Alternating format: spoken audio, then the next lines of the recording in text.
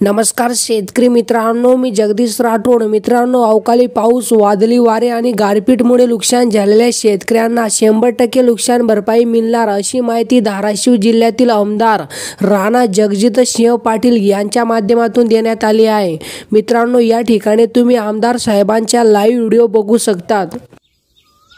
काल जो अवकाळी पाऊस झाला आणि प्रचंड वारा होता, वादळ होतं, त्याच्याने मोठं नुकसान झालंय. गेल्या 2-3 दिवसामध्ये आपल्या भागामध्ये इतर ठिकाणी नुकसान झालं, पण कालचं नुकसान जे आहे ते फार मोठा फटका देणार आहे. आता आपण जवळा गावामध्ये आहोत. इथे पॉलीहाऊस होतं काळ्यांचं, मोठा फटका त्यांना बसलाय. प्रचंड नुकसान झालंय. प्लास्टिक जे उडून गेलं, फाटलं गेलं, ते जवळजवळ 4.5 लाखाचं नुकसान झालंय.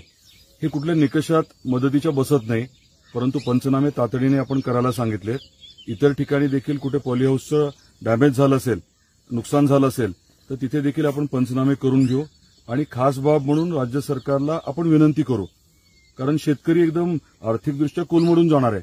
एवढं प्रचंड नुकसान झालं तर सहसा त्यांचा इन्शुरन्स नसतो या बाबतीतला, त्यामुळे त्याबद्दल आपण विशेष लक्ष देणार आहोत. आता आपण आंब्याच्या बागेत आहोत, इथे देखील 100% नुकसान झालंय आणि अशीच परिस्थिती इतर पिकांच्या बाबतीतही झाली आहे. दुर्दैवाने काही जनावरं देखील दगावलेले आहेत. चांगली बाब ही आहे की कुठे काही जीवितहानी झालेली नाहीये मनुष्यांची, ती महत्वाची बाब आहे.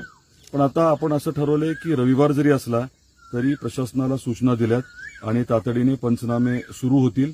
मग ते महसूल विभाग असेल, कृषी असेल किंवा मग आपलं ग्रामविकास म्हणजे तलाठी, ग्रामसेवक आणि कृषी सहाय्यक मिळून पंचनामे तातडीने करतील.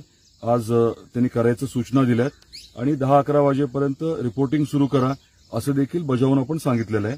माझी शेतकरी बांधवांना आणि खास करून काही ठिकाणी पत्रे वगैरे घरावरचे उडून गेलेले आहेत, काही नुकसान झाले, काही लोकांना थोडंसं लागलंय, त्यांनाही देखील मला सांगायचंय की आज प्रशासन निश्चितपणे पंचनाम्याची प्रक्रिया करेल आणि नियमाप्रमाणे, निकषाप्रमाणे या नैसर्गिक आपत्तीमध्ये आपल्याला जी मदत मिळणं अपेक्षित आहे ती नक्की मिळेल.